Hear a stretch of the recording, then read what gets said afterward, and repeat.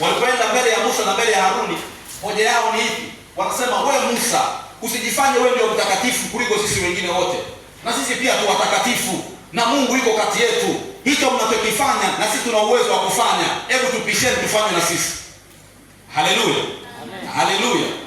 Haya, angalia sasa, walipofanya hivyo, Musa anamwambia Kora na kusanyiko lake, je, mwaona kuwa ni jambo dogo kwenu kuwa Mungu wa Israeli amewatenga ninyi na mkutano wa Israeli ili apate kuwakaribisha kwake, ili mfanye utumishi wa maskani ya Bwana na kusimama mbele ya mkutano na kuwatumikia? Haleluya. Tena ya kuwa amekuleta uwe karibu na ndugu zako wote Walawi pamoja nawe. Nanyi je, mwataka na ukuhani pia? Kwa hiyo Musa anamwambia, anawakumbusha, jamani, mbona na nyinyi mmepewa majukumu, mmepewa nafasi. Mungu amewatoa mbali, amewaleta karibu ili muhudumu kwenye meza, kwenye hema ya kukutania. Lakini hiyo mnaona haitoshi, mnataka na ukuhani pia. Majamaa yakakaza shingo, mume akasema, we, hatuwezi, tunataka na ukuhani pia. Kisha Musa akatuma kuwaita Dathani na Abiramu wana wa Eliamu, nao wakasema, hatuji sisi, tutafanya nini? Wewe tulia, tunataka tukuonyeshe. Bwana Yesu asifiwe. Na hapa Musa anawaita ili afanye upatanisho nao, ili awaambie mnachokifanya sio kitu kizuri.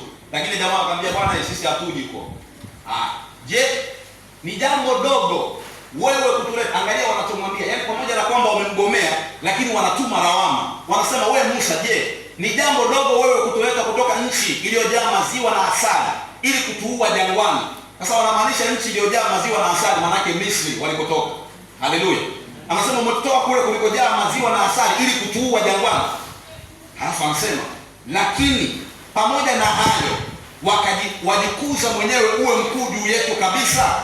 Wanamwambia Musa. Haleluya. Wanamwambia, umetutoa kule, lakini pamoja na kututoa tu umeona haitoshi, wewe unataka ujifanye kuwa mkuu juu yetu kabisa. Musa akakasirika sana. Angalia Musa alichokifanya. Musa akamwambia Bwana, usikubali sadaka yao, maana mimi sikutwaa hata punda mmoja kwao, wala sikumuumiza hata mtu mmoja miongoni mwao. Kwa hiyo Musa, baada ya kuona wajamaa hawamsikii, amewaita, njoo tuzungumze, wamekataa. Musa akaamua kwenda mbele za Mungu na kumwambia Mungu, ninaomba hawa jamaa wakikuletea sadaka ya upatanisho, usikubali sadaka yao, kwa sababu mimi sikuchukua hata punda wao, wala sikumuumiza hata mtu miongoni mwao. Kisha Musa akamwambia Kora, wewe na mkutano wako wote iweni hapa mbele za Bwana kesho, wewe na wao na Haruni. Kwa hiyo Musa anamwambia, akapewa maagizo na Mungu, akamwambia, mwambie huyo Kora, yeye na mkutano wake pamoja na Haruni wakutanike kesho asubuhi waje mbele zangu. Wakafanya hivyo. Mambo yalikuwa mengi. Wakafanya hivyo, wakachukua vyetezo, vikawa na uvumba pamoja na Haruni mbele za Bwana. Kwa hiyo hawa majamaa pamoja na kosa walilofanya, hata kujitafakari kwamba tunakosea, yakakaza simu ngumu, yakasema, tunataka hiyo nafasi ambayo Musa anayo, na sisi ni watakatifu, tuna uwezo wa kufanya kazi ya kikuhani. Utatuambia nini Bwana? Wewe umetoa nchi ya Misri, umetoa jangwani, alafu unataka kutawala kabisa, unataka kuwa juu yetu kabisa. Hebu tuachie na situfanye. Bwana Yesu asifiwe. Kwa hiyo siku yake iliyofuata Mungu anasema, waambie waje sasa, waje huku tuzungumze. Bora kwa asubuhi yake kakusanya watu wake na yeye mwenyewe na pamoja na Haruni. Sasa Haruni maana yake ndiye Mungu aliyemchagua kuwa kuhani kwa wakati huo. Kwa hiyo Mungu akasema, nataka hawa watu wote waje. Kama akasema, wewe tulia, tunakuja. Wakachukua vyetezo na wao, wakatia uvumba, wanaenda mbele za Bwana kwa ajili ya kufanya kazi ya kikuhani. Haleluya. Angalia. Bwana akawakataa na kuamuru mkutano wote ujitenge kinyume chao, apate kuangamiza. Akawaangamiza kwa ardhi kupasuka na kuwameza wote. Kwa hiyo wakati Mungu alipoagiza akasema, waambie kesho asubuhi waje. Si wanataka hiyo kazi ya ukuhani? Wachukue basi na vyetezo ambapo wanafanya makuhani, waweke na uvumba, waje mbele zangu walifukizie. Majamaa akasema, sio tunataka hiyo sasa, tumepata nafasi tuwezi kuichezea. Yakaondoka kwenda kule. Baada Mungu ya kuona hivyo, akashuka na wingu na hasira. Akamwambia Musa, waambie watu haraka, maana hasira yangu imefurika. Wajitenge mbali na hao watu, nataka kuangamiza saa hii. Watu wakakaa mbali na wale jamaa. Yaani majamaa hata hayakumjua kama anataka kuuliwa, si angekimbia. Cha ajabu kilichotokea, ardhi ikafumuka pale, Mungu akawafunika wote kwenye ile ardhi. Watu 250 ambao waliruka kinyume cha Musa na Haruni. Kwa hiyo Mungu anamwambia Musa, anasema hiyo fimbo ya Haruni iliyochipuka inaomba uiweke kwenye sanduku la agano. Bwana Yesu asifiwe. Angalia, siku ya pili mkutano unamnungunikia Musa, anasema kwa nini umewaua watu wa Bwana? Yaani wale watu 250 wa Kola waliomezwa na ardhi wakafa. Kwa hiyo makutano siku yake ya pili wanamnungunikia Musa, wanasema kwa nini wewe umewaua watu wa Bwana? Wakashtaki, maandiko anasema wakashushiwa tauni watu 14,700 wakafa kwa tauni zaidi ya ule mkutano wa Kola. Kwa hiyo siku ya pili baada ya majamaa kwanza kunung'unika, anasema wewe Musa ndio uliosababisha, maana roho ya uasi bado iko ndani yao, wewe ndio uliosababisha wale watu waliokufa wale. Mungu akasema Musa, hebu pisha. Akashusha tauni ikawaramba watu 14,700 kuliko watu waliokufa siku ya jana. Kwa sababu gani? Mungu anapowaona anaona hawa watu nao walikuwa pamoja na kina Kora wakifurahia walichokuwa wakifanya, kuwanyang'anya Haruni na Musa nafasi ambayo Mungu amewapa. Haleluya. Sura ya 17 Mungu anamwagiza Musa, kila kabila za wana wa Israeli ichukuliwe fimbo na kuandikwa jina ya hilo kabila, kisha ziwekwe kwenye hema ya kukutania, na ile fimbo itakayochipuka, hilo ndilo kabila ambalo nimelichagua kwa kazi ya ukuhani, ili kukomesha manunguniko. Bwana Yesu asifiwe. Kwa hiyo mambo yote kutoka kwa Kora mpaka watu siku ya pili wananungunika, Mungu akasema sasa, hebu ngoja kwanza, simko makabila 12, ninaomba kila kabila lichukue fimbo, alafu uandike kwenye hiyo fimbo. Kama ni kabila la Lawi, andika Lawi. Kabila la Haruni, Haruni ndio Lawi. Kama ni kabila ya Yuda, andika Yuda. Kama ni kabila la Reuben, andika Reuben. Kwa hiyo makabila yote 12 wakapeleka fimbo zilikuwa zimeandika majina yao. Alafu kitu cha kushangaza, zilipoingia ndani hizo fimbo, zilipokaa, Mungu akapita na utukufu wake. Alafu fimbo ya Haruni peke yake kwenye kabila la Yawe ikachipua, na ni fimbo likavu, ikachipua na ikatoa matunda.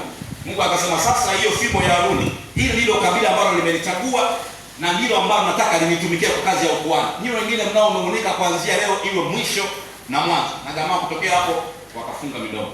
Bwana Yesu asifiwe. Amen. Kwa hiyo fimbo ya Haruni ikachipuka, na ilipochipuka Mungu anaamuru, anasema hiyo fimbo ya Haruni sasa inaomba ikae kwenye sanduku la agano. Kwa hiyo sababu ya fimbo ya Haruni iliyochipuka kukaa kwenye sanduku la agano ni ili Mungu anapoiona akumbuke hiyo hali ya uasi ambao wana wa Israeli wanataka kuitengua serikali ambayo Mungu alikuwa ameiweka. Haleluya. Umeelewa haya mambo matatu? Jambo la kwanza ni kopo la maana, likionyesha kwamba hawa watu hawana imani, hawamwamini Mungu kama na uwezo wa kuwapa chakula. Jambo la pili ni mbao mbili, zikionyesha kwamba walivunja agano lake na walivunja sheria yake. Jambo la tatu ni fimbo ya Haruni iliyochipuka. Hii ilikuwa ikionyesha kwamba wanataka kuipindua, hawakubaliana na serikali ambayo Mungu ameiweka. Sasa sikiliza, tunakumbuka maandiko yanasema kwenye hiyo sanduku la agano juu yake kuna kiti cha rehema. Kwa hiyo anasema hicho kiti cha rehema utanyunyizwa damu ya mnyama. Sasa kazi ya damu iliyokuwa ikiwekwa juu ya kiti cha rehema. Haleluya.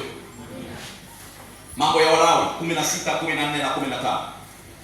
Kisha akamchinja yule mbuzi wa sadaka ya dhambi aliye kwa ajili ya watu, na kuileta damu yake ndani ya pazia, na kwa damu hiyo akafanya vile vile kama alivyofanya kwa damu ya ng'ombe, na kuinyunyiza juu ya kiti cha rehema na mbele ya kiti cha rehema. Kwa hiyo anaagiza hiyo damu ya sadaka inayotolewa ndani kule, kuhani mkuu kwenye kiti cha rehema anainyunyiza juu ya kiti cha rehema na mbele ya kiti cha rehema, naye atafanya upatanisho. Kwa hiyo hiyo damu ilikuwa ni kwa ajili ya kufanya upatanisho kwa ajili ya mahali patakatifu, kwa sababu ya mambo machafu ya wana wa Israeli na kwa sababu ya makosa yao, na kwa ajili ya dhambi zao zote, naye atafanya vile vile kwa ajili ya hema. Bwana Yesu asifiwe. Kwa hiyo iko hivi, pamoja na maovu yao yote walioyafanya, lakini bado Mungu alikuwa anataka kukaa katikati yao. Bado Mungu alikuwa anatamani kuwatembelea na kusema nao. Sasa Mungu akiangalia anaona uasi kwa sababu ya ile fimbo ya Haruni. Akiwaangalia anaona uvunjifu wa amri na agano kwa sababu ya amri zao zilizovunjika. Akiwaangalia anaona ndani yao hali ya kutokumwamini Mungu kwa sababu alipowapa chakula hawakutaka kusubiri kesho, wakachukua wajihifadhie. Sasa Mungu anasema nataka kuendelea kushirikiana nao hao watu. Nafanyaje? Ndio anamwambia Musa, kwenye hicho kiti cha rehema ambacho mimi nashuka na kusema na wewe, ninaomba juu ya kiti cha rehema nyunyiza damu. Kwa hiyo chini kuna sanduku la agano ambalo kuna hayo mambo matatu ambayo mbele za Mungu ni chukizo. lakini juu kuna kiti cha rehema ambacho Mungu anatakiwa kuja kukaa. Kwa hiyo Mungu anamwambia Musa, mimi nitakapokuwa nakuja, wewe ukitoa hiyo sadaka ya kupatanisha, sadaka ya dhambi, hiyo damu yake weka juu ya kiti cha rehema. Kwa hiyo Mungu anaposhuka, anapoiona ile damu, ule uovu ulio chini unafunikwa mbele za Mungu hauonekani. Nielewa mtu wa Mungu? Bwana Yesu asifiwe. Kwa hiyo damu ile iliyokuwa ikiwekwa kwenye kiti cha rehema, kwa sababu kiti cha rehema ni cha Mungu na Mungu anatakiwa kuja kukaa hapo kusema na Musa. Bwana Yesu asifiwe. Lakini chini kuna sanduku la agano ambalo kuna hayo mambo matatu ambayo mbele za Mungu ni chukizo. Lakini Mungu ni pendo, anataka kuendelea kushirikiana nao. Nifanyaje? Anasema hiyo sadaka ya dhambi ambayo kuhani mkuu ataitoa mara moja kwa mwaka, inyunyizwe juu ya kiti cha rehema. Mimi nitakapoingia niione damu. Nikiona damu sitauona ule uovu waliofanya. Kwa maana hiyo nitaendelea kushirikiana nao. Haleluya. Bwana Yesu asifiwe. Hilo nimeshakuelezea. Haya, kazi ya kuhani mkuu agano jipya sasa. Kwa hiyo tumemalizana na mambo ya ukuhani kwenye agano la kale. Nataka nikuunganishie agano jipya na agano la kale, kwa sababu agano la kale lilikuwa ni kivuli cha agano jipya. Kwa hiyo tunataka tuangalie agano jipya, Yesu amefanyaje hayo mambo. Kazi ya kuhani mkuu agano jipya. Yesu alipokufa, alikufa kama mwana kondoo. Na kukumbusha hili jambo kwa sababu ni muhimu. Alipofufuka, alifufuka kama kuhani. Kwa hiyo akiwa mbele ya Pilato, mbele ya Kayafa, Anasi, wale wote ambao walikuwa wakimchambua na kumwangalia kama anafaa, mbele zao na mbele ya makuhani alikuwa akionekana kama mwana kondoo. Lakini alipofufuka ile siku ya tatu, ghafla sio tena mwana kondoo, ameshabadilika, ni kuhani mkuu. Haleluya. Haleluya. Kuna mambo haya ya muhimu lazima tuyakumbuke. Kuhani kabla ya kuingia patakatifu, pa patakatifu, na yeye alifanya utakaso kwa sababu hakuwa mkamilifu. Kwa hiyo kuhani mkuu aliyekuwa akifanya mambo haya mara moja kwa mwaka na kuweka hiyo damu kwenye kiti cha rehema, na yeye pia alitakiwa kujitakasa kwa sababu mbele za Mungu hakuwa mtakatifu. Haleluya. Kwa hiyo alikuwa anajitakasa yeye kabla ya kwenda kufanya upatanisho na utakaso wa watu kwa makosa yao. Anaanza kwanza kujitakasa. Jambo jingine, alifanya kila mwaka upatanisho juu ya watu na Mungu. Kwa hiyo dhambi, kwa sababu kazi ya utakaso haikuwa imekamilika na ondoleo la dhambi halikuwepo, bali aliifunika hiyo dhambi na expiry date yake, maana kuisha nguvu ya hiyo damu iliyokuwa ikifunika huo uovu ilikuwa ni mwaka mmoja tu. Bwana Yesu asifiwe. Kwa hiyo ile damu ambayo ilikuwa ikikaa juu ya kiti cha rehema, ikifika mwaka tu ukikamilika, ile damu haina nguvu tena. Kwa hiyo kuhani anatakiwa aingie tena, aende akafanye upatanisho, anyunyize damu. Hiyo damu inafunika uovu wao kwa mwaka mmoja. Kwa hiyo mwaka ukiisha tena kuhani anaingia tena. Ndio ilikuwa maisha yake hayo yote. Bwana Yesu asifiwe. Kwa nini? Kwa sababu hakukuwa na ondoleo kamili la dhambi, ilikuwa bado halipo. Mambo muhimu. Kuhani mkuu hakupumzika kwa kuwa kazi ilikuwa haijakamilika. Kwa hiyo kwenye agano la kale kuhani mkuu alikuwa hapumziki, kwa sababu ilimlazimu kila mwaka lazima afanye hicho kitu. Kwa sababu gani? Hakuna ondoleo la dhambi. Kwa hiyo dhambi ilifunikwa tu kwa mwaka. Mwaka ukiisha, kama asipoenda kufunika kwenye kiti cha rehema, Mungu akiingia anaona moja kwa moja yale makosa waliyofanya. Kwa hiyo anawalamba watu kwa ghadhabu. Kwa hiyo ili Mungu asifanye hivyo, lazima kila mwaka aingie kwenye kile kiti cha rehema, anainyunyiza damu. Akinyunyiza damu, wanatembea mwaka mzima. Mungu anakuwa katikati yao. Mungu anafanya nao, anaongea nao. Sio kama haoni. Dhambi ipo, lakini damu imefunika ile dhambi. Mbele zake Mungu haina nguvu. Haya, tunaanza kumwangalia huyu Yesu Kristo, mwanaume wa wanaume, na kile alichokifanya msalabani. Yohana 20:17 mpaka 19. Yesu akamwambia, huyo ni Mariamu Magdalena, usinishike kwa maana sijapaa kwenda kwa Baba, lakini enenda kwa ndugu zangu ukawaambie, ninapaa kwenda kwa Baba yangu, naye ni Baba yenu, kwa Mungu wangu, naye ni Mungu wenu. Mariamu Magdalena akaenda akawapasha wanafunzi habari ya kwamba nimemwona Bwana na ya kwamba ameniambia haya. Maana akaanza kuambia yale maneno ambayo Yesu anasema, akawaambie, ninaenda kwa Baba yangu ambaye ni Baba yao, ninaenda kwa Mungu wangu ambaye naye ni Mungu wenu. Akawapasha hayo mambo. Maandiko yanasema ikawa jioni siku ile ya kwanza ya juma. Maana hii siku ya kwanza ya juma ndiyo siku aliyofufuka Yesu. Kwa hiyo asubuhi Yesu anaonana na Mariamu, anamwambia usinishike. Lakini jioni Yesu anakuja kukutana nao tena. Maana alipomwambia Mariamu usinishike, anasema kwa sababu bado sijaenda kwa Baba. Kwa hiyo anamwambia usinishike kwa sababu natakiwa niende kwanza kwa Baba. Bwana Yesu asifiwe. Baada ya siku 8 wakiwa ndani tena, Yesu anawatokea wakiwa wamejifungia. Anawatokea, alafu anamuona Tomaso, jamaa ambaye wanafunzi walimwambia tumemwona Yesu, akasema wewe thubutu, mimi sitathubutu kuamini mpaka nihakikishe nimetia vidole kwenye matumbo yake nijue kwamba ni yeye kweli. Kwa hiyo Yesu alipoingia hiyo siku ya 8, direct akaenda akasema Tomaso, njoo, najua wewe huwezi kuamini mpaka utumbukize vidole kwenye mashimo yako. Kwa hiyo Tomaso akashika na kuingiza vidole kwenye mwili wa Yesu. Kwa nini? Sasa nataka nikuelezee hili jambo. Angalia mahali hapa nimeandika, akamwambia usinishike. Kumbuka huyu alikuwa ni Mariamu Magdalene. Sasa unaweza ukajiuliza, kwa nini Mungu anamwambia Mariamu usinishike? Ina maana Yesu ana upendeleo, anawabagua akina mama. Kwa nini anamwambia Mariamu asimshike? Ina maana angekuwa mwanaume angemshika? No, jibu ni hapana. Hata angekuwa ni mwanaume alikuwa wa kwanza kumwona Yesu, bado Yesu angemwambia usinishike. Kwa nini? Kwa sababu saa hiyo alipofufuka, hajafufuka kama kondoo, amefufuka kama kuhani. Na kwa sababu amefufuka kama kuhani, maana yake Mariamu angemshika au mtu yote angemshika, Yesu angekuwa amenajisika. Kwa sababu si kuhani, anatakiwa aingie kwa takatifu. Na kuhani alipokuwa akiingia kwa takatifu, alitakiwa awe mtakatifu. Kwa hiyo kama ingetokea Mariamu angemshika, maana yake angemnajisi Yesu. Na itakiwa tena Yesu aanze upya mchakato wa kumkomboa mwanadamu.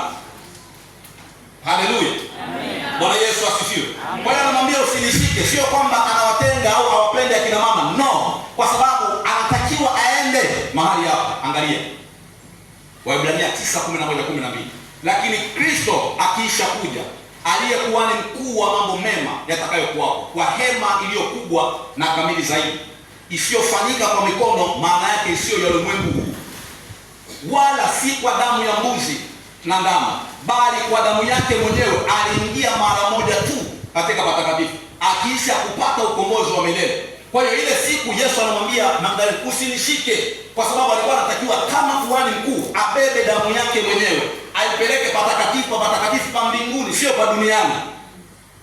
Kwa hiyo anaipeleka patakatifu na kumwonyesha baba yake, kwa sababu yeye ni Mungu pia, na kujionyesha kwamba sasa limepatikana ondoleo la dhambi, na hiyo ondoleo la dhambi ni damu yangu, kwa sababu anasema hii ni damu ya agano jipya imwagikayo kwa ajili ya ondoleo la dhambi. Kwa hiyo anaposema usinishike, pale amesimama kama kuhani mkuu, anatakiwa aibebe damu yake aipeleke patakatifu. Ndio maana maandiko yanasema wala si kwa damu ya mbuzi, maana wakati huo hakuwa ameshika damu ya mbuzi wala damu ya kondoo, bali damu yake mwenyewe alibeba na kuipeleka patakatifu pa patakatifu. Bwana Yesu asifiwe. Kumbuka tunaangalia jambo kwenye 31 Yeremia 33 na 34.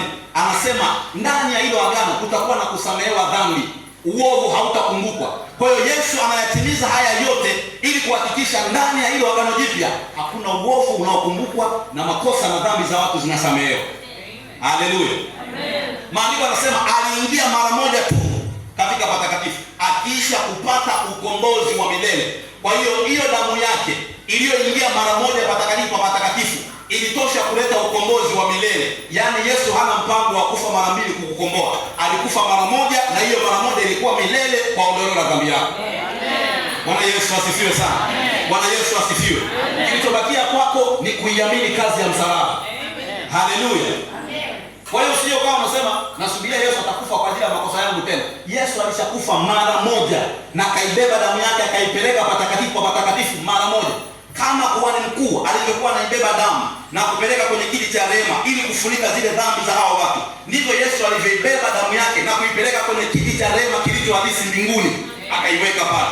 Kwa hiyo Mungu akiona damu haoni uovu ulioko duniani. Na hiyo ndiyo kweli, ukatae usikatae, hiyo ndiyo kweli. Ndio maana maandiko yanasema alipenda ulimwengu akaja kujitoa kwa ajili ya ulimwengu ili kila mtu amwaminie asipotee bali awe na uzima wa milele. Kwa hiyo ulimwengu wote mbele za Mungu umeshatakasika. Na ndio maana anamwambia Petro, nenda nyumbani kwa Kornelio. Petro anasema siwezi kula hivi vitu kwa sababu ni najisi. Mungu anamwambia nilivyo vitakasa usione najisi. Maanake anamwambia Petro, ulimwengu wote nimeshautakasa. Huyo unayemwona najisi usimuite najisi, nimeshamtakasa. Anatakiwa aisikie tu injili, ule utakatifu udhihirike ndani yake. Mpelekee injili mtu wangu. Bwana Yesu asifiwe. Kwa hiyo hao wote unaowaona hawajamwamini Kristo, mbele za Mungu wameshatakaswa, wanasubiri kuisikia injili. Wakiisikia injili, wakiamini, ule utakatifu unaingia ndani yao chui, kwa sababu ni kipawa. Hapokei mtu kwa matendo, bali kwa imani. Haleluya, haleluya. Kwa hiyo alipofufuka, alifufuka kama kuhani mkuu, akitakiwa kukamilisha mambo ya ukuhani katika patakatifu pa mbinguni. Kama angeshikwa, angekuwa amenajisika, na hivyo alitakiwa aanze upya shughuli ya ukombozi. Maana angeanza kukaguliwa tena, yaani si sasa, angetakiwa si aende mbinguni afu arudi kama mwanadamu, azaliwe tena, aishi, apitie mateso, afe, afufuke, alafu tena akutane labda na watu ajizuie, sasa aseme usinishike niende sasa nikakamilisha, kwa sababu mara ya kwanza nilishindwa. Hicho kitu mbele za Mungu hakuna. Akafanya mara moja tu, akayakamilisha hayo mambo. Wakolosai 3:1. Basi mkiwa mmefufuliwa pamoja na Kristo, yatafuteni yaliyo juu Kristo aliko, ameketi mkono wa kuume wa Mungu. Bwana Yesu asifiwe. Amen. Angalia, ameketi mkono wa kuume wa Mungu kama kuhani mkuu, kwa sababu kazi ya ukuhani ameshaimaliza kwa ondoleo la dhambi la milele. Hakuna tena kumbukumbu la dhambi kila mwaka kama katika Agano la Kale. Iko hivi. Tumeona kuhani mkuu kwenye Agano la Kale ilikuwa kila mwaka lazima apeleke damu ya utakaso kwa ajili ya kuweka kwenye kiti cha rehema.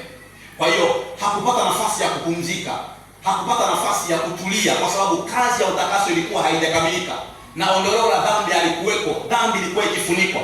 Lakini maandiko yanasema Yesu ameketi mkono wa kuume wa Mungu Baba. Kwa sababu gani? Kazi ya utakaso kama kuhani mkuu ameshaimaliza. Kwa hiyo amepumzika, amekaa, kwa sababu kazi ya utakaso ameshaimaliza. Hana mpango wa kurudi kuwatakasa tena watu, ameshaimaliza. Na hiyo ilikuwa ni mara moja na milele yote. Ufunuo sura ya 5 mstari wa 10, maandiko yanasema ukawafanya ufalme na makuhani kwa Mungu wetu, nao wanamiliki juu ya nchi. Kwa hiyo sasa angalia, si tumeona kule kazi ya kuhani mkuu kwenye Agano la Kale, alikuwa akisimamia makuhani wengine na kuhakikisha taratibu zote za ibada zinafuatwa. Kwa hiyo Yesu Kristo kama kuhani mkuu, mimi na wewe kwenye Agano Jipya tumefanyika kuwa makuhani. Kwa hiyo kinachofanyika kama kwenye Agano la Kale ambavyo kuhani mkuu alikuwa akisimamia makuhani wengine, kwenye Agano Jipya Yesu Kristo kama kuhani mkuu anakusimamia wewe na mimi kama makuhani wengine. Kwa sababu ndani ya ile Agano Jipya tumefanywa wote kuwa makuhani na yeye akiwa kuhani mkuu. Kwa hiyo kwenye Agano Jipya tuna vyeo viwili, tumefanywa kuwa wafalme na tumefanywa pia kuwa makuhani at the same time. Bwana Yesu asifiwe. Kwa hiyo kama Agano la Kale ambapo kuhani alikuwa akisimamia makuhani wengine, na ndivyo jinsi ilivyo Yesu kwenye ile Agano Jipya anatusimamia sisi makuhani wengine kwa kazi za kikuhani. Alafu shift imebadilika. Sasa hivi hatuendi Yerusalemu kwa ajili ya kuabudu, tunaabudu tukiwa mahali tulipo katika roho na kweli, kwa sababu Baba alikuwa akiwatafuta watu wao na amekwisha kuwapata. Kwa hiyo shughuli za kikuhani unazifanya mahali popote ukiwepo. Haleluya. Na unajua kazi ya kuhani ni kuomba. Kazi ya kuhani ni kuomba. Kwa hiyo na wewe ni kuhani mbele za Mungu, na Mungu anayasubiria maombi yako, kwa sababu maombi yako ni harufu ya manukato. Ile saa unajiambiaga mimi ni mchafu, mimi ni mwenye dhambi, sistahili kwako Bwana, Mungu anakushangaa kwa sababu unaipunguza thamani ya kazi ya msalaba Yesu aliyoifanya. Bwana Yesu asifiwe. Bwana Yesu asifiwe. Kama Mungu anapendezwa na wewe na anafurahia kukuita mtakatifu wake, kwa sababu maandiko yanasema mwenye haki wangu, anakuona wewe ni mwenye haki wake. Sasa kwa nini wewe kujinajisi kwa maneno ya kinywa chako? Endelea kujiita hivyo mtu wa Mungu. Agano Jipya wote tu makuhani, na Yesu Kristo ndiye kuhani mkuu, na anafanya kazi zote kama mwombezi na mpatanishi wetu kwa Baba. Kwa hiyo kama kuhani mkuu wa kale alivyokuwa akifanya kazi ya uombezi na kufanya upatanisho kwa watu, na Yesu naye kwa damu yake yuko mbele za Baba akituombea. Maandiko yanasema ameketi kama kuhani akituombea mbele za Baba, na yeye anatuombea kila siku, lakini pia anatufanyia upatanisho kwa damu yake iliyoko patakatifu wa patakatifu. Kwa hiyo Mungu akiangalia ulimwengu haoni dhambi. Kwa sababu gani? Kuna damu. Kumbuka kwenye kile kitabu cha Ezekieli 22, maandiko yanasema nikatafuta mtu miongoni mwao atakayepajenga mahali palipobomoka. Alafu anasema asiishie tu kujenga na kusimama mahali palipobomoka. Kwa hiyo Yesu alipokuja kama Adamu wa pili, alipatengeneza Adamu wa kwanza alipobomoa, lakini jambo la pili akiangalia hapaoni palipobomoka, kwa sababu yuko anayepazuia pasionekana, na huyo ni Yesu Kristo, mwana wa Mungu aliye hai. Hebu mpigie makofi kidogo. Haleluya, haleluya, haleluya, haleluya. Sione haya, mpigie tena sauti za shangwe na vigelegele. Huyu mwanaume wa wanaume aliyekupa nafasi ya kuitwa wana, tulipoteza nafasi ya kuwa wana, ametupa tena kuwa wana, na tunalia Aba, yaani Baba. Haleluya, haleluya, haleluya. Usione haya kumuita Mungu ni baba yako, tena anakupenda mno. Maandiko anasema nasi twalia Aba, yaani Baba. Yaani Yesu alichokifanya msalabani kiturejeshia nafasi tena ya kumuita Mungu Baba. Yaani hatumuoni kama adui yetu, tunamwona Baba. Hebu nikuulize kitu. Hivi mtoto wewe uliye mzazi, mama au baba, ukimpiga huyo mtoto huwa arudi kwako? Kwa sababu gani? Kwa sababu wewe kwake ni mzazi. Ndivyo jinsi alivyo Mungu kwetu. Yaani hata iwaje ukirudi, mwanangu njoo, kama habari ya mwana mpotevu, ametapanya mahali, amefanyaje, lakini kumbe baba yake anamsubiria, anatamani kila siku arudi. Sasa wewe ndio unamkimbiaga Mungu, lakini Mungu hana mpango wa kukimbia. Haleluya.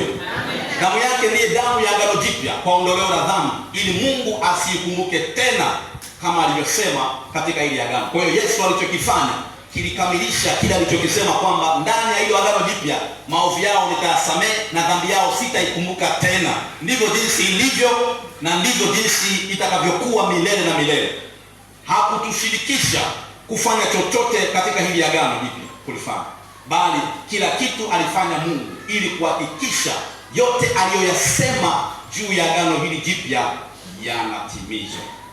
Bwana Yesu asifiwe. Unapendwa sana na Mungu aliye hai. Unapendwa sana, unapendwa sana. Bwana Yesu asifiwe. Bwana Yesu asifiwe. Haleluya, haleluya. Haleluya, haleluya. Hebu ngoja nikwambie kitu mtu wa Mungu. Yaani wewe hapo ulipo, hata kama ikitokea leo ukaondoka, leo ukatoka katika mwili, yaani ni mahali pako ni mbinguni. Bwana Yesu asifiwe. Yaani leo ikatokea ukamwambia baba, mimi nimechoka kukaa katika mwili, natamani kuwa na wewe. Kwa sababu hata Paulo alisema natamani kwenda katika kwa baba, lakini kukaa kwenu ni kuzuri zaidi. Kwa hiyo wewe ukiona umenichokea kukaa hapa duniani, maana mimi nataka kuja kwako. Ukiondoka leo hii, jehanamu sio mahali pako. Mahali pako ni mbinguni kwa baba yako. Kwa sababu umeamini alichokifanya Yesu Kristo, na kwa sababu umeamini, maana unao uzima wa milele, na kwa sababu unao uzima wa milele, wewe ni mwana mbele ya baba yako. Haleluya. Haleluya. Na wewe usisahau ni mtakatifu. Haleluya. Watakatifu. Bwana Yesu asifiwe. Bwana Yesu asifiwe. Wapendwa na Mungu, Bwana Yesu asifiwe. Wenyeji wa mbinguni, Bwana Yesu asifiwe. Haleluya. Naomba kusimama, naomba kusimama. Naomba kusimama. Sasa kazi yako ni moja tu leo. Mshukuru Mungu kwa ajili ya siku hizi ambazo Mungu ametupa, kwa yote aliyosema na sisi. Mshukuru Mungu. Unajua nikwambie kitu? Maandiko yanasema injili ni habari njema. Hivi mtu akikwambia nakuletea kesho habari njema, huwa unaogopa? Si unaisubiria kwa bashasha?